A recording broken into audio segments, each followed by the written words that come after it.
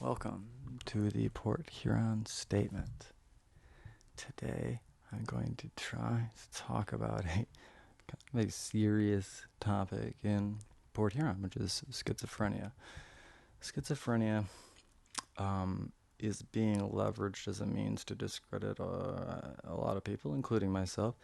And it's kind of laughable because if someone understands really what schizophrenia is, like it's not laughable because there's been a rash of inappropriate schizophrenia diagnoses in the region, and this is actually verified by a couple of indictments and a litany of oh my gosh, anecdotal reports, etc., etc.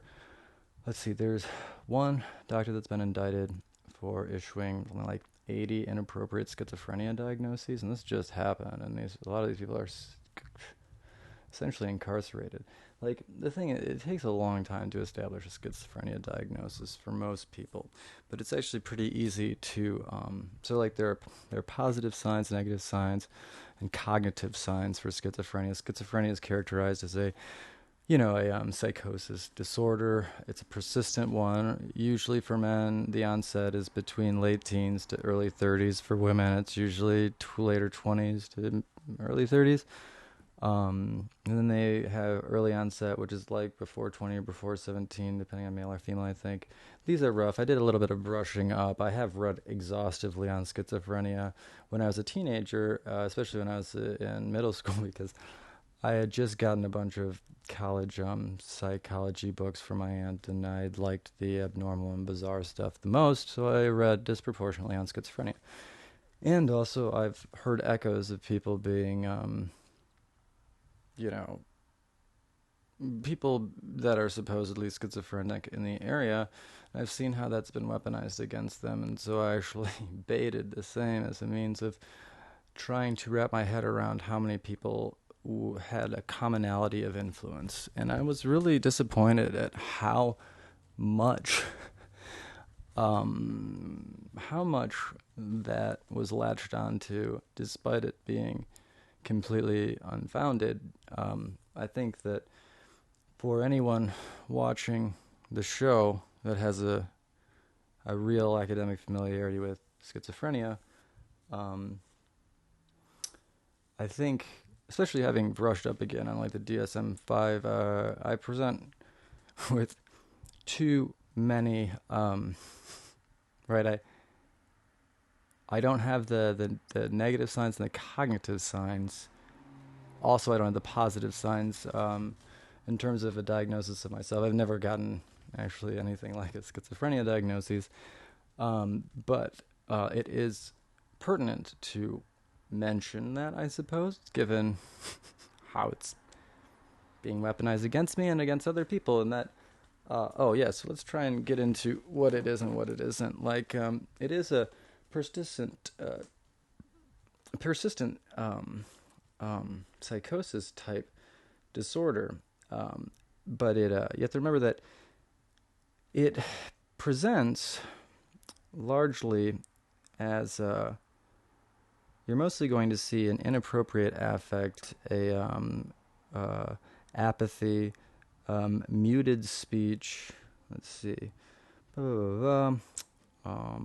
characterized variously by hallucinations, most often hearing voices, delusions, disorganized thinking and behavior, a flat or inappropriate affect, while some symptoms develop gradually and typically begin during young childhood. Symptoms develop gradually and typically begin during young childhood and are never resolved. There's no objective diagnostic test. Diagnosis is based on an observed behavior, a psychiatric history that includes the person's reported experiences, then reports of others familiar with the person. And it is critical that they have the hallmarks of these positive and negative signs, they're calling positive symptoms. Positive symptoms are those symptoms that are normally experienced but are present in people during a psychotic episode, or symptoms that are not normally experienced but are present in people during a psychotic episode in schizophrenia, including delusions, hallucinations, and disorganized thoughts, speech and behavior, or inappropriate affect, typically regarded as manifestations of psychosis. Hallucinations occur at some point in the lifetimes of 80% of those with schizophrenia and most commonly involve the sense of hearing, most often hearing voices, but can sometimes involve any of the other senses, such as taste, sight, smell, and touch. The frequency of hallucinations involve multiple senses is double the rate of those involving only one sense. So more often than not, these hallucinations are not just auditory, but are auditory and something else. But they also typically are related to the content of a delusional theme. So usually there is a delusion that is...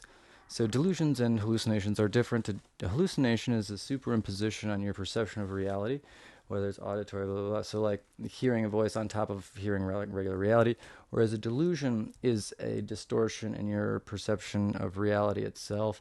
A distortion, like believing that you have magical powers or something. And then delusions can also manifest, visually and stuff, so you can think that you're someplace that you're not.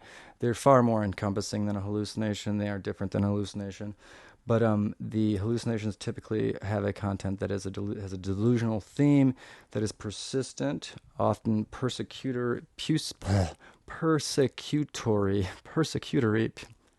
going to persecute. Persecutory. There's got to be an emphasis I'm missing here. Persecutory? Persecutory. I mean, is that it? I'm usually great at this, but I'm persecutory. Persecutory. I mean, that just anyway. In nature, distortions of self-experience. I actually don't love how and there's other parts of this that I might have to get on this one. I might have to alter this, but well cited. But anyway, distortions of self-experience, such as feeling that others can hear one's thoughts, or thoughts are being inserted into one's mind, sometimes termed passivity phenomena, are also common. Positive symptoms generally respond well to medication and become reduced over the course of the illness. Blah, blah, blah, blah, blah. Negative symptoms are deficit of normal emotional responses or of other thought processes.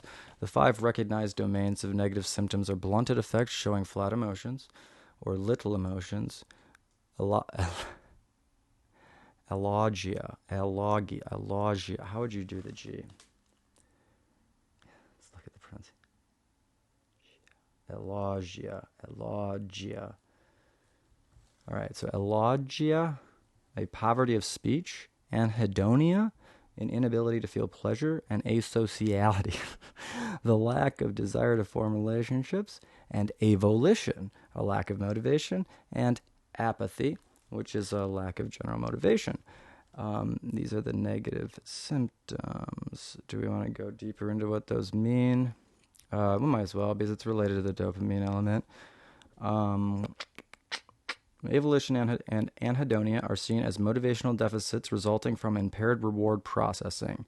So because their dopamine response is impaired, and the reason that is impaired, and this is mostly, and I would say in a true schizophrenic, it's going to be one of a couple different genetic deletions, and hold on, where do we get to this? Transmission, expression, polygenic risks. Oh, here we go. So most these structural variations are associated with notogenomic order disorders involving deletions at 22q11.2 DeGeorge syndrome and 17q12 microdeletion syndrome, duplications at 16p11.2 most frequently found in deletions at 15q11.2 Burnside-Butler syndrome. So essentially these CNVs, which are the copy number variations, so those represent essentially your genetic transcription is has an error or a duplication. So it's either got one extra. I'm assuming these are C's and T's, and the G's and CTGA. Yeah. So there's just an extra one or a missing one, singular. But in a critical region, polygenic risk is 7%. So it looks like about 10% are showing those genetic factors specifically. And then you have to remember also how few are actually analyzed, and then the variability in diagnosis. I think that if you're going to have a genetic marker that's this clear, that you should actually just divorce this as a different symptom than the ones that do not have a clear copy number variation issue. Like, so you have a more clear disease disorder here when you have a direct genetic relationship between the symptoms and the cause, I guess. And then I think that's kind of what they're going towards with schizoaffective, schizotypical. Then we can go into blah, blah, blah, blah, blah. Really, an estimated 70% of those with schizophrenia have cognitive deficits, and those are most pronounced in early onset, late onset illnesses. Typically, they present with low IQs. And also, let's look at the incidence rate, which is pretty interesting. So the incidence of schizophrenia is about 0.7% of the population. There's 1.1 new cases every year globally, with the vast majority of those people presenting with, cognitive deficits, and IQs around 70 to 85 are norm, although those seem to be partially at least related to apathy and lack of motivation, avolition. Hard to motivate someone to do an IQ test when they're schizophrenic. But regardless, the point being that it is a... I don't know how many new schizophrenics in the genius range pop up, but apparently it's about 300,000 that are in the 100 IQ plus per year globally. So divide that by 7 billion. And we're talking about people with normal-ish IQs to high IQs being at a rate of about 2 or 3,000 per year. So, wait, no, it's way less than that. What am I saying? It's 1 in 30,000. I'm just gonna do it. I'm not feeling great. I should, just because I'm not used to having there is still me getting used to the camera, and so math that's typically easy for me. The number of zeros and everything. It's just I don't want to make a fool of myself. 7,000, 7 million. 1, 2, 3, 1, 2, 3, 1, 2, 3. I feel embarrassed. And then divided by, what do we get? We get 300,000 new cases. 300, 1, 2, 3. Go equals 1 in 23,333.333. So roughly 1 in 25,000-ish. Yeah, so, 1 off decimal point. So... Every year, 1 in 25,000 people with a normal IQ, so not cognitively impaired, someone that's normal IQ plus. So that would be one new diagnosis of a normal IQ individual in the entire town, the entire city of Port Huron, and 4? The entire county per year. The actual numbers are much higher. And again, there is, should I mention this? There is an indictment already, and then there's at least 2 investigations going on into inappropriate use of the schizophrenia diagnosis in the area. And it looks like there are a lot more instances, judging by anecdotal evidence, and also the amount of penetration that this has in the culture, and just how much it has been weaponized, and also how much I have personally witnessed people that clearly did not have schizophrenia get diagnosed in an amount of time that suggests corruption. How you cannot diagnose someone schizophrenic in a single visit. As a matter of fact, according to the APA, it should be about 6 months of at least, what do they suggest? I actually found a thing on this. But it was a minimum of 6 months for APA, and then there was another process that could cut it down to 1 month, but that involved pretty intense, and I think it might even be inpatient. But the thing is, though, it's like, if you're in an outpatient scenario and you're getting a schizophrenia diagnosis in under 6 months, it's highly suspicious, and I would seriously report it because it's an issue in the area. And the singular indictment that has occurred is not by any means the extent of the issue.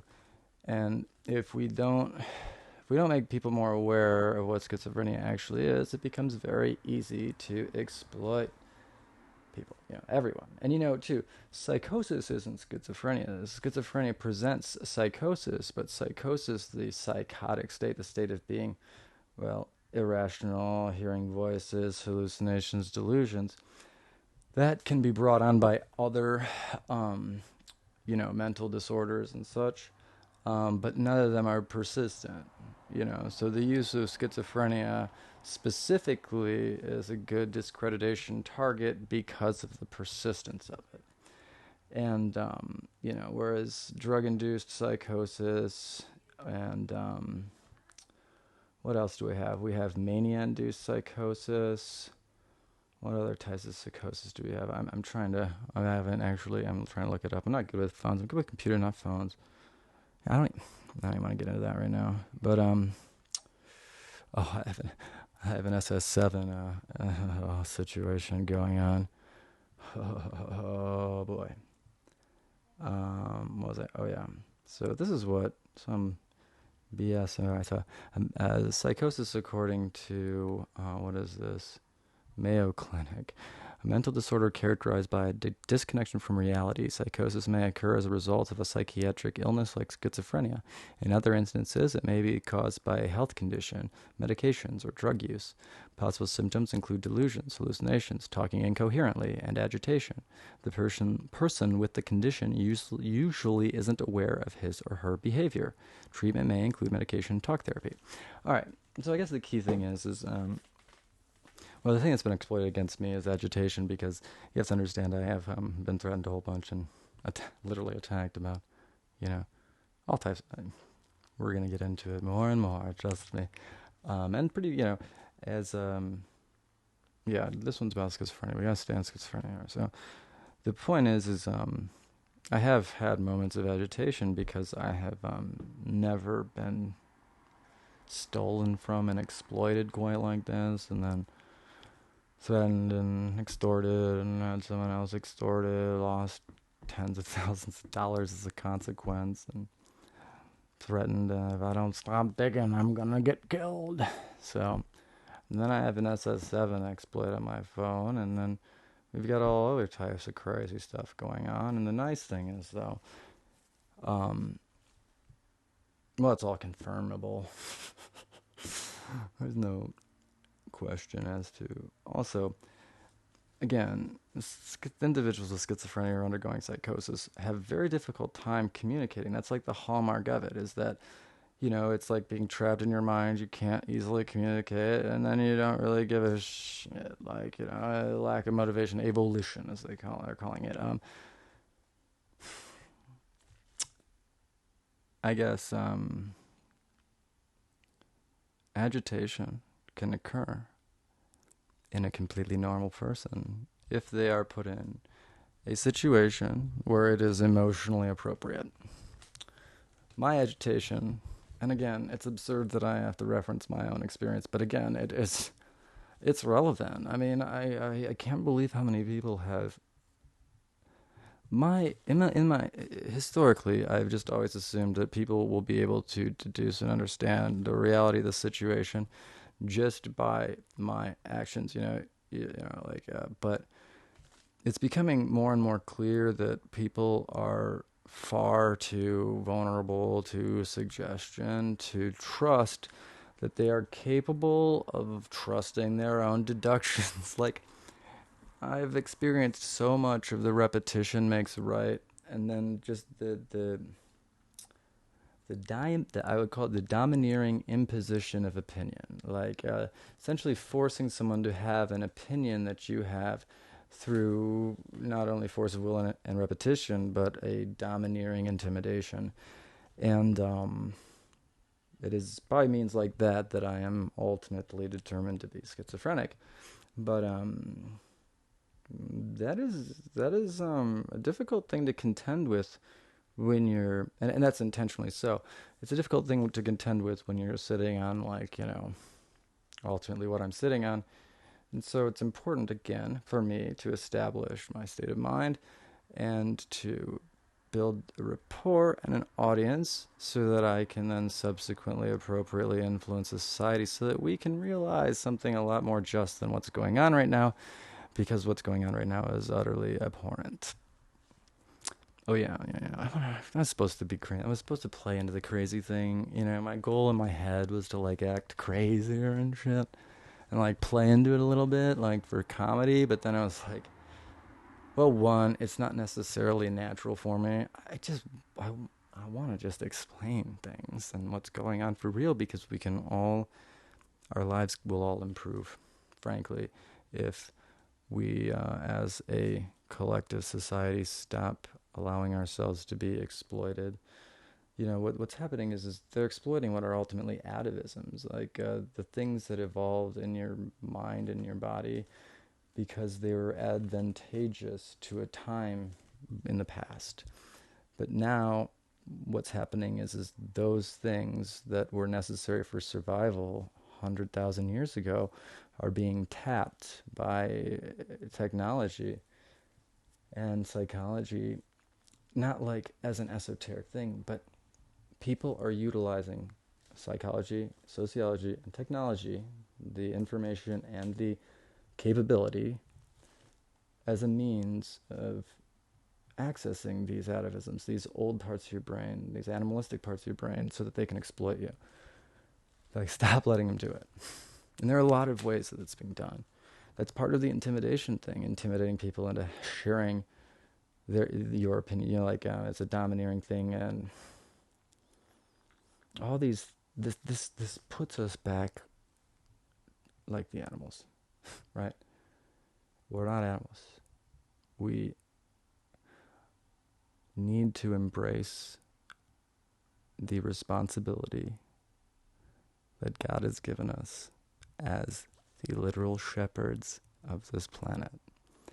And whatever terminology you want to use, that's ultimately what humans are. They are the shepherds of this planet, and they are the keepers of the torch. We are Prometheus incarnate.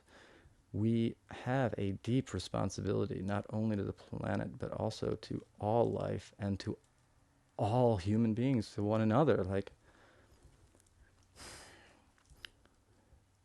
It's important to understand that when you betray someone else, you really are betraying yourself. Everything is better when we cooperate. Altruism is the key to the next society, and that was the core of the Jesus message. And if that's not what you got from the Bible, then, well, have you, one, read it? Two, do you understand it? Three, who's exploiting you? Because that's, yeah, we're all being exploited. It's just important that you become aware of who's exploiting you, why, and how.